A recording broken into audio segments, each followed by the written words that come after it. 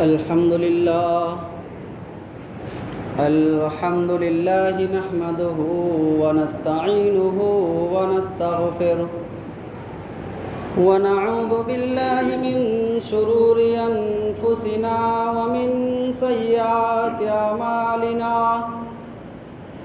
من يهده الله فلا مضل له ومن يضلله فلا هادي له وأشهد أن لا إله إلا الله وحده لا شريك له وأشهد أن محمدًا عبده ورسوله أما بعد فإن خير الحديث كتاب الله وخير الهدي هدي محمد صلى الله عليه وسلم وشر الأمور محدثاتها وكل محدثة بدعة وكل بدعة ضلالة وكل ضلالة في النار. أعوذ بالله من الشيطان الرجيم. بسم الله الرحمن الرحيم.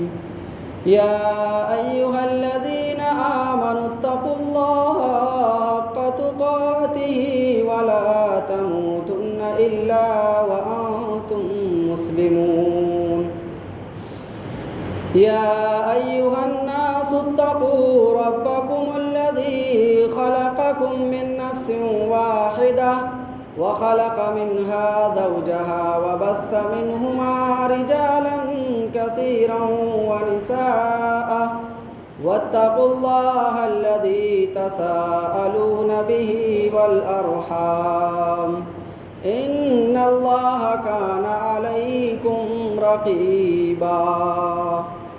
يا أيها الذين آمنوا اتقوا الله وقولوا قولا سديدا يصلح لكم أعمالكم ويغفر لكم ذنوبكم ومن يطع الله ورسوله فقد فاز فوزا عظيما.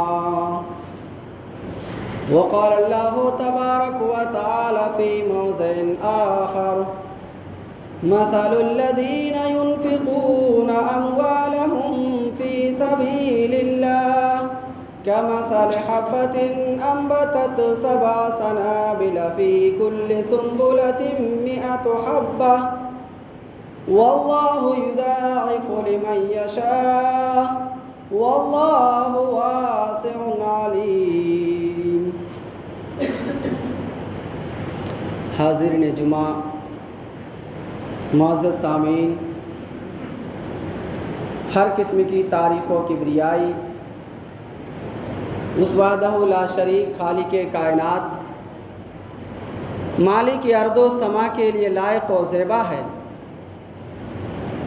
جس نے ہم انسانوں کو پیدا کیا.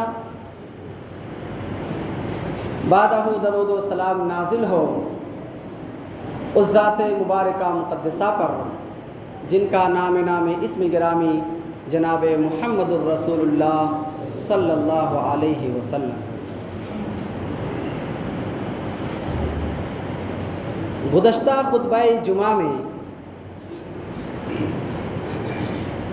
رمضان المبارک کا مہینہ جو کچھ ہی دنوں میں آنے والا ہے اس کی فضیلت، کہ اس مہینے کی کیا فضیلت ہے، کیا اہمیت ہے، اس بات پر روشنی ڈالی گئی تھی.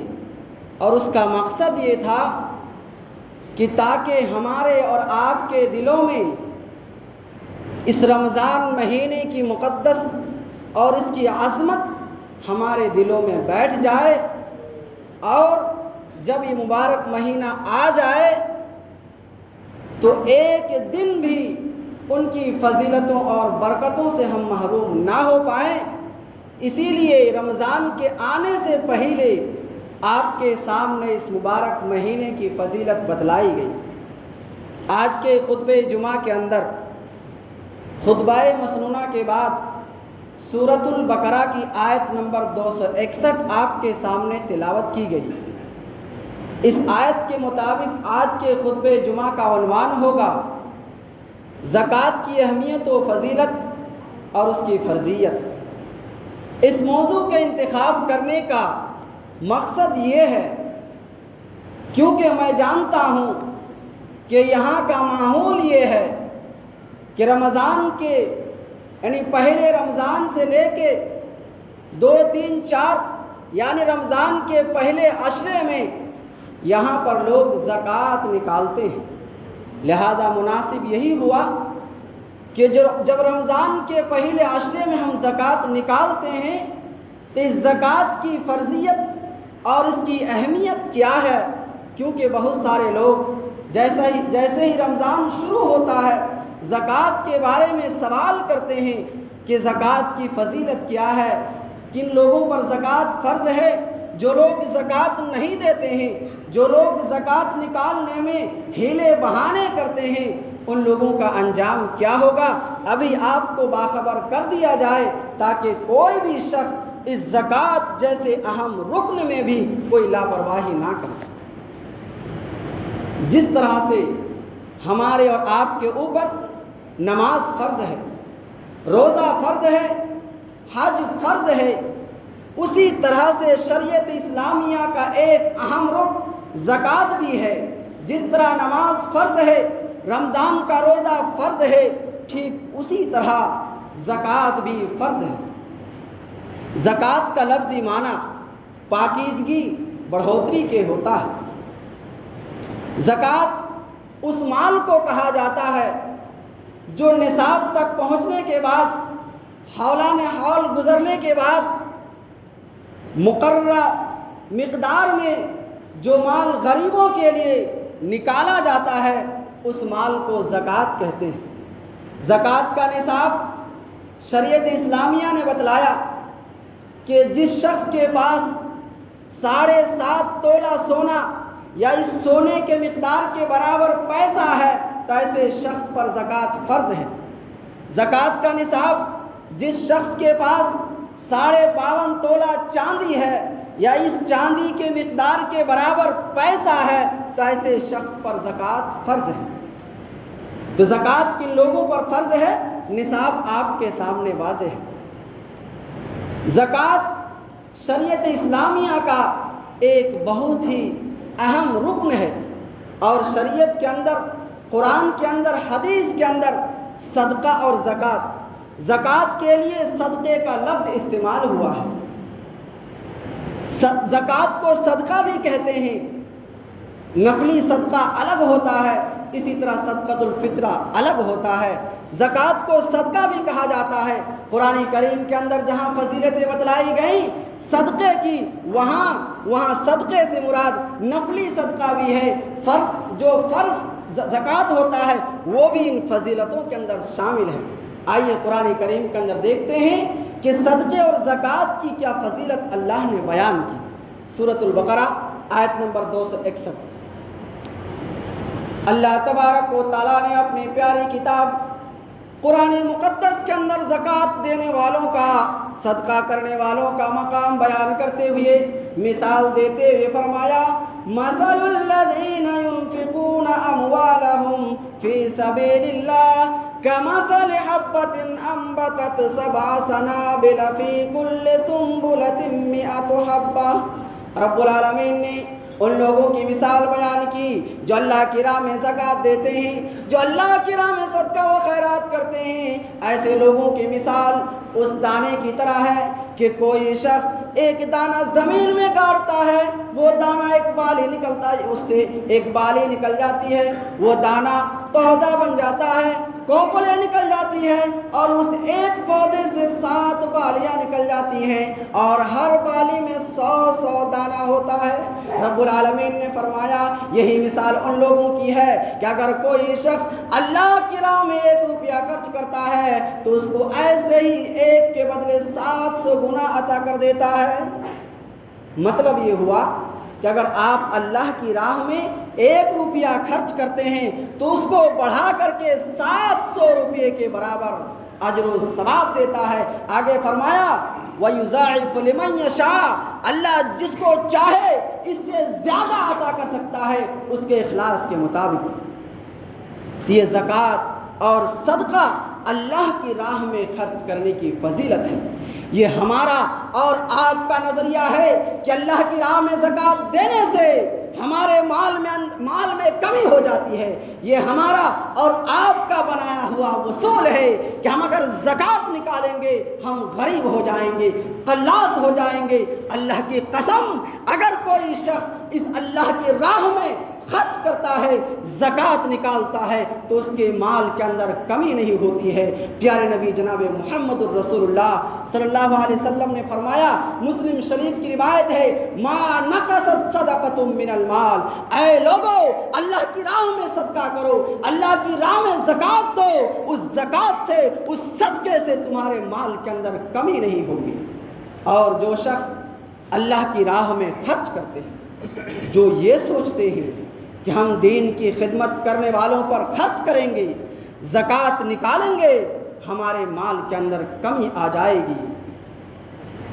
صحیح مسلم شریف کی روایت، حدیث کے راوی حضرت ابو ہریرہ رضی اللہ عنہ۔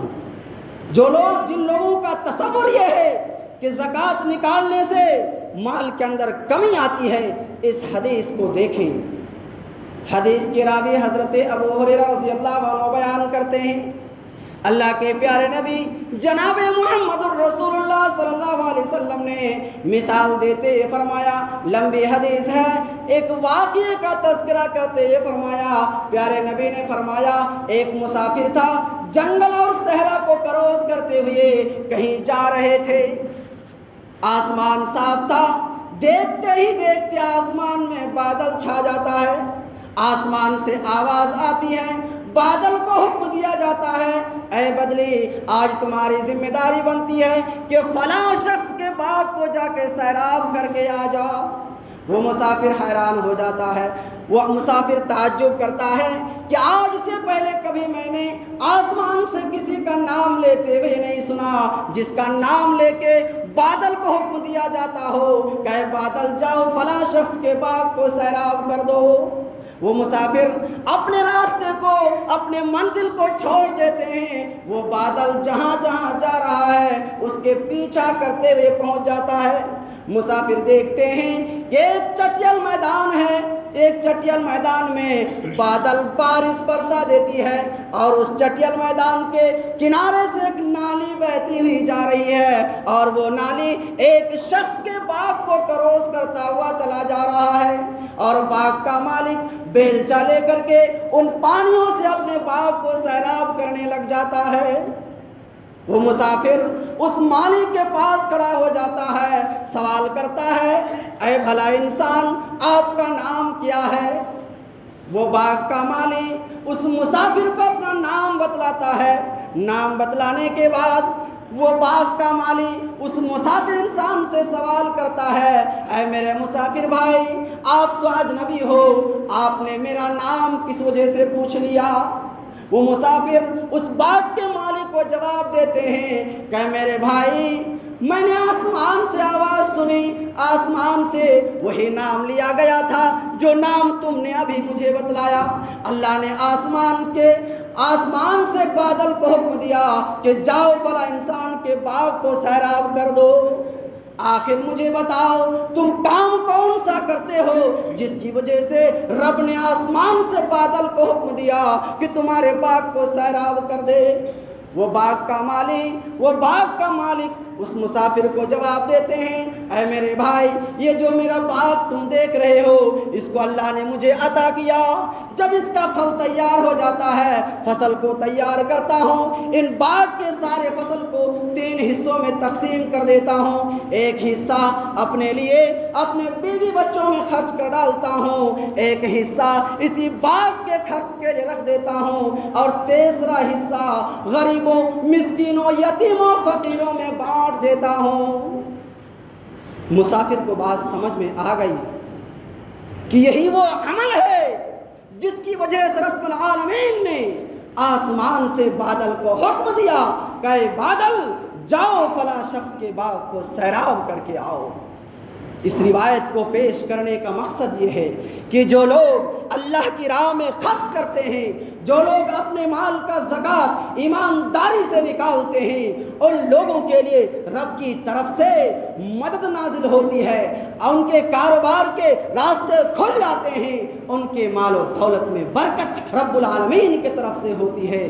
جو لوگ ایمانداری کے ساتھ زکوٰۃ اور صدقے کو ان کے مستحقین تک پہنچاتے ہیں۔ یہاں پر ایک بات اور بتا دوں کہ اللہ تبارک و تعالیٰ جس مال کو قبول کرتا ہے وہ مال پاک ہونا چاہیے، وہ مال حلال ہونا چاہیے۔ ناپاک مال کو رب العالمین کبھی قبول نہیں کرتا۔ من تصدق بعدل تمرۃ، تم اگر کھجور کے گٹھلی کے برابر بھی اللہ کی راہ میں صدقہ کرو گے، لا یقبلها اللہ الا طیبا، رب العالمین تمہارے صدقے کو قبول نہیں کرے گا، شرط یہ ہے کہ وہ صدقہ، وہ زکوٰۃ حلال ہونا چاہیے۔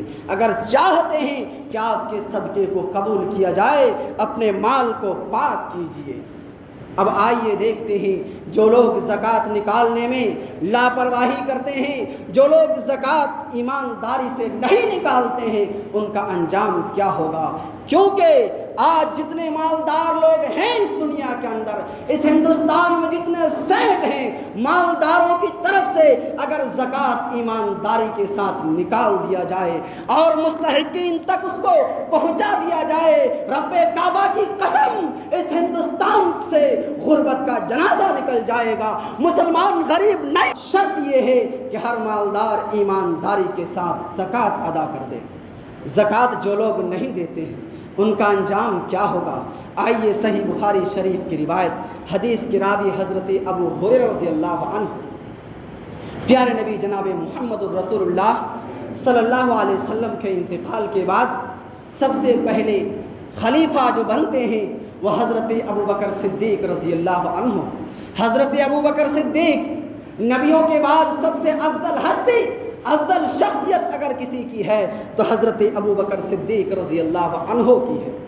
حضرت ابو بکر صدیق خلیفہ بن گئے۔ حضرت ابو بکر صدیق کے خلیفہ بننے کے بعد مانعین زکوٰۃ کا فتنہ پیدا ہوا، یعنی مسلمانوں میں سے کچھ لوگ ایسے آئے انہوں نے زکوٰۃ کا انکار کر بیٹھے۔ زکوٰۃ کا انکار کرنے کے بعد ابو بکر صدیق رضی اللہ عنہ نے ایسے لوگوں کے لیے اعلان جنگ کر دیا اور کہہ دیا کہ جو مسلمان زکوٰۃ نہیں دے گا ایسے لوگوں کے ساتھ ابو بکر جنگ کرے گا، لڑائی کرے گا۔ حضرت عمر فاروق رضی اللہ عنہ اعتراض کر بیٹھے، اے ابو بکر آپ ایسے مسلمان سے جنگ کیسے کر سکتے ہیں جو مسلمان کلمہ شہادت کی گواہی دیتا ہے؟ امرت لأقاتل الناس حتی یشہد ان لا الہ الا اللہ۔ اے ابو بکر نبی اکرم تو فرماتے ہیں کہ جو لا الہ الا اللہ کی گواہی دے ان کے ساتھ جنگ نہیں کر سکتے ہیں، اور آپ تو مانعین زکوٰۃ کے خلاف جنگ کا اعلان کرتے ہیں، وہ بھی تو کلمہ پڑھتے ہیں۔ حضرت ابو بکر صدیق کا جواب سنیے، فرمایا فواللہ لأقاتلن من فرق بین الصلاۃ والزکاۃ۔ اے عمر سن لو، اگر کوئی شخص اس نماز اور زکوٰۃ کے درمیان فرق کرے گا تو ایسے مسلمان جنگ کروں گا۔ پتہ یہ چلا اگر نماز کو اہمیت دیتے ہو، نماز کی پابندی کرتے ہو، زکوٰۃ میں لاپرواہی برتتے ہو تو یاد رکھو ابوبکر صدیق اور عمر فاروق کے قول کے مطابق آپ کے اوپر جنگ لازم ہو جاتی ہے۔ اگر اسلامی حکومت ہو تو آپ کے خلاف جنگ کیا جائے گا۔ لہٰذا نماز اور زکوٰۃ کے درمیان کوئی فرق نہیں، جو نماز کی اہمیت ہے وہی زکوٰۃ کی اہمیت ہے۔ آج اسلامی حکومت نہیں رہی کہ اسلامی حکومت کی طرف سے آپ کے اوپر ڈنڈے برسائے جائے، آپ کو لیے اسلامی حکومت نہیں رہی، لیکن میرے بھائی سن لو، رب کا عذاب کل بھی تھا، آج بھی ہے، قیامت تک رہے گا۔ اگر آپ نے زکوٰۃ دینے سے انکار کیا، زکوٰۃ دینے سے بے ایمانی سے کام لیا، زمین کا عذاب اپنے سامنے رکھنا۔ اللہ تبارک و تعالیٰ نے سورہ توبہ آیت نمبر 34 اور 35 کے اندر فرمایا جو لوگ زکوٰۃ نہیں دیتے ہیں ان کا انجام کیا ہوگا۔ رب نے فرمایا الذین یکنزون الذهب والفضة ولا ينفقونها فی سبیل اللہ، جو لوگ اللہ کی راہ میں زکوٰۃ نہیں نکالتے ہیں، اللہ کے دیے ہوئے مال کو اپنے اندر ذخیرہ کر کے رکھتے ہیں، جمع کر کے رکھتے ہیں، زکوٰۃ نہیں نکالتے ہیں، رب نے فرمایا فبشرہم بعذاب علیم، اے پیارے نبی آپ ایسے لوگوں کے لیے بشارت سنا دیجئے، وعیدیں سنا دیجئے۔ کس چیز کی بشارت ملے گی؟ انہیں جنت کی بشارت نہیں مل سکتی، جہنم کی بشارت سنا دیجئے۔ اور صرف جہنم کی بشارت ہی نہیں، کل قیامت کے دن ان کے ساتھ کون سا حشر کیا جائے گا، کیا انجام کیا جائے گا، قرآن نے اس کا مختصر نقشہ کھینچا، فرمایا یوم یحمى علیہا فی نار جہنم فتکوی بہا جباہہم وجنوبہم وظہورہم ھذا ما کنزتم لانفسکم فذوقوا ما کنتم تکنزون۔ رب نے فرمایا جو لوگ اس دنیا کے اندر اپنے مالوں کا زکوٰۃ نہیں نکالتے، اے دنیا والوں اس دنیا کے اندر اپنے مالوں پہ تجوریوں میں تالے لگا کے رکھ لو، اپنے روپے پیسے کو بینک پہ رکھ لو، کوئی بات نہیں، کل قیامت کے دن آنا تمہارے ان مالوں کو، تمہارے ان خزانوں کو جہنم کی آگ میں دبایا جائے گا، دہکایا جائے گا، فتکوی بہا جباہہم وجنوبہم وظہورہم، پھر ان کے ذریعے تمہارے پیشانیوں کو داغا جائے گا، تمہارے پیٹھوں کو داغا جائے گا، تمہارے چہروں کو داغا جائے گا، اور کیا کہا جائے گا، ھذا ما کنزتم لانفسکم، یہی وہ مال ہے جس کو تو دنیا کے اندر جمع کیا کرتا تھا، فذوقوا ما کنتم تکنزون، اے میرے بندے چکھو تم اپنے جمع کیے ہوئے مال کا عذاب۔ یہ رب العالمین نے عذاب بیان کیا جو لوگ اس دنیا کے اندر اپنے مال اور زکوٰۃ اپنے مال کو ذخیرہ کر کے رکھتے ہیں، جمع کر کے رکھتے ہیں، اسی مال کو رب العالمین جہنم میں دہکائے گا اور آپ کے لیے، ہمارے لیے باعث عذاب بنا دے گا اگر آپ نے زکوٰۃ ادا نہیں کیا۔ اسلامی حکومت کے جانے کے بعد، چاہے اسلامی حکومت ہو یا اسلامی حکومت نہ ہو، آپ کے پاس مال ہے تو آپ کی ذمہ داری بنتی ہے کہ آپ اس مال کی زکوٰۃ ادا کریں، ورنہ یہی مال کل قیامت کے دن جہنم میں جانے کا سبب بن جائے گا۔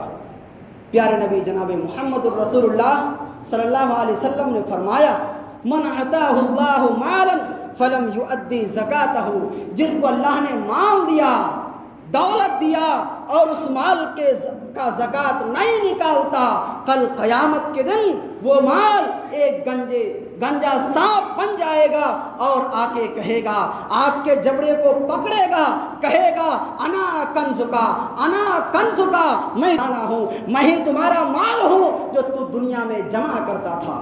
یہ ہوگا حشر ان لوگوں کا جو اس دنیا کے اندر زکوٰۃ نہیں نکالتے ہیں۔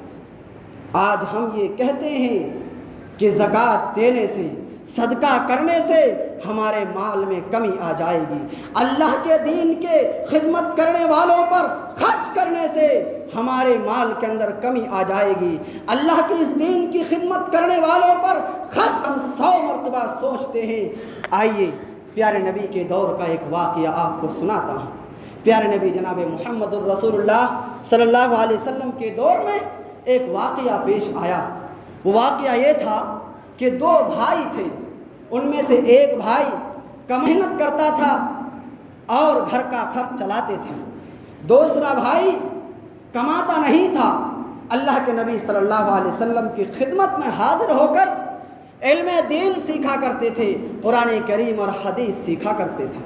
جو بھائی کماتا تھا، محنت کرتا تھا، اسے برداشت نہیں ہوا، پیارے نبی کی خدمت میں حاضر ہو گئے، شکایت کر بیٹھے، اے اللہ کے نبی، یہ میرا بھائی جو آپ کی خدمت میں رہتا ہے، علم دین سیکھتا ہے، یہ تو نکما ہے، یہ کوئی کمائی نہیں کرتا ہے اور مجھے محنت و مزدوری کرنی پڑتی ہے، یہ نکما ہے۔ پیارے نبی کا جواب سنیے گا، نبی نے فرمایا لعل اللہ ترزق بہ، اے میرے صحابہ تم محنت کرتے ہو، کمائی کرتے ہو، کوئی بات نہیں، لیکن یاد رکھو یہ میرا صحابی پاس آ کے علم دیا ہے، دین کو دنیا والوں تک پہنچاتا ہے، تم اسے لکھتے ہو، یاد رکھو ہو سکتا ہے تمہارے اسی بھائی کی مدد کی وجہ سے اللہ تبارک و تعالیٰ تمہارے رزق میں برکت دیتا ہے، تمہارے لیے رزق کے دروازے کھلے ہوئے ہیں، دروازے کھلے ہوئے ہیں، اس وجہ سے کہ تم اس بھائی کی مدد کرتے ہو، کی خدمت کرنے والوں کی کرتے ہو، یہی وجہ ہے کہ اللہ تبارک و تعالیٰ تمہارے لیے رزق کے دروازے کھول کرتا ہے۔ اگر تم اس دین کی خدمت کرنے والوں کی مدد نہیں کرو گے، بند کر دو گے، العالمین بھی تمہارے رزق کے دروازے بند کر دے گا۔ پتہ یہ چلا اگر کوئی غریب ہے، کوئی مسکین ہے، کوئی یتیم ہے، کوئی دین کی خدمت کرنے والا ہے، اگر آپ ان کی مدد کرتے ہیں تو رب العالمین اسی مدد کی وجہ سے آپ کے لیے کاروبار کے دروازے کھول دیتا ہے، رزق کے دروازے کھول دیتا ہے۔ آؤ غریبوں، یتیموں، مسکینوں اور دین کی خدمت کرنے والوں کی مدد کرو، اللہ تبارک و تعالیٰ آپ کے کاروبار میں، آپ کے دکان و مکان میں ضرور برکت کرے گا۔ یہ کون کہتا ہے؟ یہ وہ کہتے ہیں جن کو رب العالمین نے رحمت للعالمین کا لقب دیا، جن کو رب العالمین نے امام کائنات قرار دیا، جن کو رب العالمین نے امام الانبیاء قرار دیا، یعنی جناب محمد الرسول اللہ صلی اللہ علیہ وسلم۔ آج آپ زکوٰۃ نکالنے میں لاپرواہی برتتے ہو، اللہ کے کرنے کے لیے سوچتے ہو۔ آئیے سورۃ القلم کا ایک واقعہ بیان کر کے میں اپنی بات ختم کرتا ہوں۔ لمبا واقعہ ہے، قرآن کے اندر، احادیث کے اندر جو قصہ کہانیاں آپ کو بتائی جا رہی ہیں صرف سننے کے لیے نہیں بلکہ ان سے عبرت حاصل کرنے کی ضرورت ہے۔ سورہ قلم کو اٹھا کر دیکھیے، سورہ قلم کے اندر اللہ رب العالمین نے ایک واقعے کا تذکرہ کیا۔ مختصر یہ ہے کہ ایک شخص تھا جس کو اللہ تبارک و تعالیٰ نے ایک بہت خوبصورت پیارا سا باغ دے رکھا تھا، متقی پرہیزگار انسان تھا۔ جب باغ کی فصل کٹنے کا وقت غریبوں مسکینوں کو خبر ہو جاتی تھی اور ان کے ساتھ جاتے تھے، باغ کے پاس پہنچنے کے بعد غریبوں مسکینوں میں بھی ان کا حق دیا کرتے تھے۔ یہاں پر بھی 3 حصہ ہوتا تھا، ایک حصہ غریبوں میں تقسیم کر دیا کرتے تھے۔ اس متقی انسان کے بیٹے بھی تھے، لیکن بیٹا چور بدماش تھا، بے ایمان تھا۔ باپ کے انتقال کے بعد بیٹوں نے بیٹھ کے مشورہ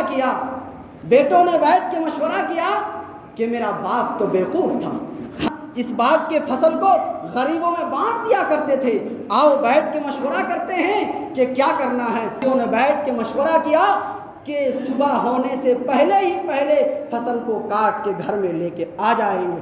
فَتَنَادَوْا مُصْبِحِينَ أَنِ اغْدُوا عَلَىٰ حَرْثِكُمْ إِن كُنتُمْ صَارِمِينَ۔ بھائیوں نے کہا اگر فصل کو بچاؤ صبح ہونے سے پہلے کھیت میں پہنچ جاؤ، تو کاٹ کر صبح ہونے سے پہلے گھر میں حاضر کر دو۔ انہوں نے پلاننگ کی، فَانْطَلَقُوا وَهُمْ يَتَخَافَتُونَ۔ یہ تینوں بھائی، یہ سارے بھائی فصل کے اندر پہنچ جاتے ہیں۔ انہوں نے کی غریبوں کو نہ دینے کی، انہوں نے پلاننگ کی یتیموں کا حق مارنے کی، لیکن انہیں پتہ نہیں تھا کہ تم غریبوں کے خلاف پلاننگ کرتے ہو، رب العالمین تمہارے خلاف پلاننگ کرنے والا ہے، رب کا عذاب آ جائے گا۔ انہیں پتہ نہیں تھا۔ جب یہ لوگ پہنچے، قرآن کہتا ہے فَأَصْبَحَتْ كَالصَّرِيمِ، کھیتیاں ایسی تھی جیسے کہ وہاں پر کچھ تھا ہی نہیں۔ رب العالمین نے ان کے باغ کو، ان کے کھیتیوں کو جلا کر راکھ کر دیا تھا۔ مفسرین نے تیسرا قول یہ بھی بتایا کہ وہ کھیت ایسی تھی جہاں پر کچھ نہیں تھا۔ پتہ یہ چلا اگر آپ غریبوں کے خلاف، یتیموں کے خلاف، مسکینوں کے خلاف پلاننگ، زکوٰۃ ایمانداری سے نہیں نکالو گے، رب العالمین تمہارے خلاف پلاننگ کرے گا۔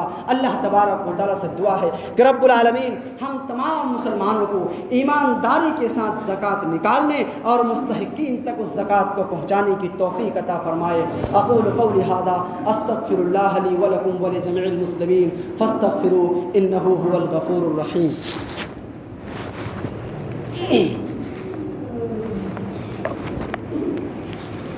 الحمد للہ نحمده ونستعینه ونستغفره ونعوذ باللہ من شرور انفسنا ومن سیئات اعمالنا، اللہ فلا مضل له ومن يضلله فلا هادي له، واشهد ان لا اله الا الله وحده لا